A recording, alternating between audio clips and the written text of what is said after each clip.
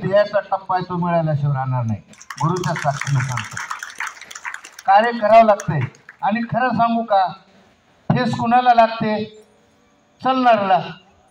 लोक नाव कुणाला ठेवतात? कार्य करणारला. साधू संतांना त्रास झालाय, तुकाराम महाराजांना, ज्ञानेश्वर महाराजांना, आपलं महात्मा बसवेश्वर यांना त्रास झालेला आहे, पण त्यांनी धर्माचा विडा घेतलाय आणि तुमचं जीवन यशस्वी आहे बरं का. तुमचं 100% जीवन यशस्वी आहे आणि तो कळस तुम्ही गाठणार आहात. निश्चित तुम्ही वैभवाच्या शिखरापर्यंत जाणार आहात, तुमचा परिवार जाणार आहे. हे माझं ठाम मत आहे आणि माघार घ्यायचं नाही. मी पण आता याच कार्यात जवळपास 42 वर्ष कार्य करतो. मी मगाशी सांगून गेलो, ठेस कुणाला लागते? चालणारला. लोक कुणाला नाव ठेवतात? कार्य करला. ते चलत राहते. जगाचं नाव ठेवणं त्यांचं ती काम करत राहतील. आपलं काम आपण करायचं असतं. ऐकावे जनाचे, करावे मनाचे, ते चलत राहते.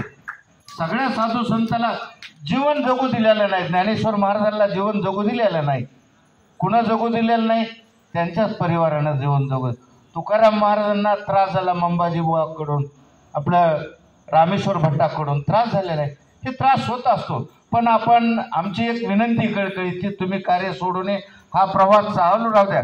स्वर्ग कुठं आहे? स्वर्ग कुठं आहे? हे स्वर्ग आहे. हे स्वर्ग आहे ना, याच्यापेक्षा दुसरा स्वर्ग नाही. आणि ज्या एक क्षणाचा ज्या वेळेला कुठंतरी आनंद मिळतो, आनंद 2 प्रकारचा आहे बरं का.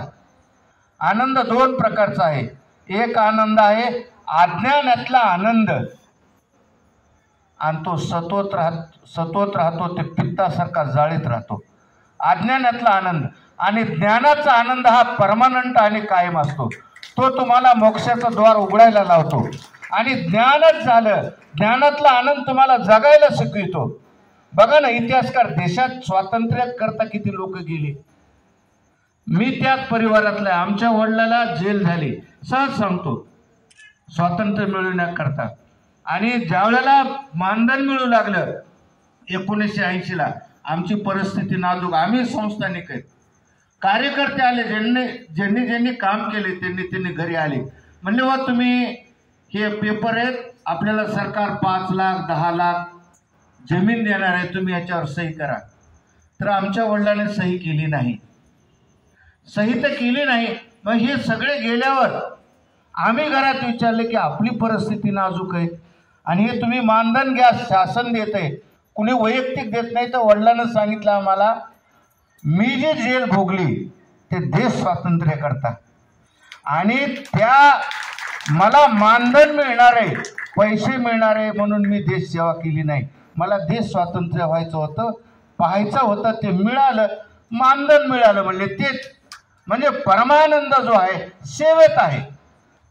आणि त्यानंतर आम्हाला म्हणले, तुम्हाला मी शिकवलंय, म्हणले उडा, म्हणले तुम्ही मला पैसे मिळतील आणि तुम्ही सुखी होताल, ही कुणी करू नये.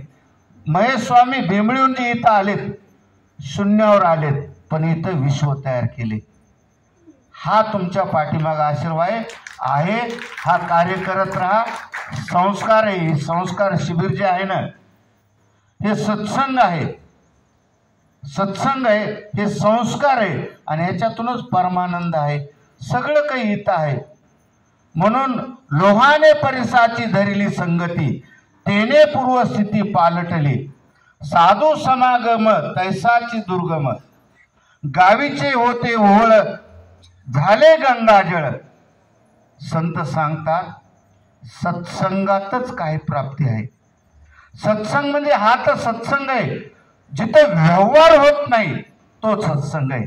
आणि सत्संग माणसाला तारून जातो, सत्संगातून दुसरा तरुण जातो. सत्संगामध्ये लोभ नसतो, सत्संगामध्ये व्यवहार नसतो. म्हणून संतांना सांगितलं की लोहाने परिसाची, लोखंडाने कुणाची संगती धरली? लोहाने परिसाची संगती धरली. परिस कोण आहेत? सद्गुरू आहेत. आणि यांच्या सहवासातून आपलं कल्याण होणार आहे. गावीचे होते ओहळ, झाले गंगाजळ. या गावची जी गटार आहे इथं कुठं जात आहे? गंगेला जात आहे. आणि तिथं आम्ही गंगाखेडला, आम्ही गंगाखेडचे, गंगेचं कुठून कुठून पाणी येते, घाण येते, पण त्या गंगेच्या सहवासात गटार गेल्यामुळं पवित्र झाला आणि त्याला आम्ही संकल्प सोडला गंगाजळ म्हणून. आणि मोक्ष इथंच आहे, मोक्ष इथे. आणि आपण काय नेणार आहे तो, ओ न कुछ लेके गए जो मुल्कों के वाले थे, सिकंदर जब चले गए तो दोनों हात खाली थे. कोण काय नेणार आहे, कोणी काय नेणार आहे, पण एक नेणार आहे. आम्ही इथं जे 7 दिवस इथं वावरलो, माझ्या जीवनाचं जे बँक खाते 7 दिवसाचं, त्याच्यात पुण्य नक्की जमा झालेले. मग तुम्ही पुण्यशील आहात, हे सोबत येणार आहे. सोबत येणारं कार्य महेश स्वामी करतात, त्यांच्यासोबत जी टीम आहे त्यांच्यासोबत राहणारी सावलीसारखं, हे तुमचं खरं सत्कार आहे. हे परमार्थ आहे. परमार्थ परमार्थ हा नव्हे लेकुराच्या गोष्टी. परमार्थ म्हणजे एक लेकरा बाळाचा खेळ आहे का? नाही. परमार्थाचा एकच गुण आहे, स्वतःची ओळख. आणि स्वतःची ओळख होण्याकरता इथे यायचे. आणि ज्या वेळेला स्वतःची ओळख होईल, ज्यावेळेला मला ओळख होईल, त्यावेळेला तुमच्याकरता मी काम करील. आणि तिथंच मोक्ष दडलेले, दुसरीकडे नाही. मग हे कार्य करावंच लागतंय, करायचंच आहे. पण खंत व्यक्त करायची नाही महाराज, बरं का. हे चलत राहते. नाव ठेवत असतात. आणि सांगायचं तात्पर्य, आम्ही सुद्धा जवळपास महाराजांच्या 28 वर्ष झाले यांच्या सेवेत आहोत. आम्ही पण निस्वार्थ सेवा करतो. आम्हाला असे वाईट प्रसंग आलेले जीवनामध्ये, पण परमानंद मिळालाय, वैभव प्राप्त होतंय. ही वैभव इथं ठेवून जायचंय. बाकीचं जे वैभव ना, भौतिक सुख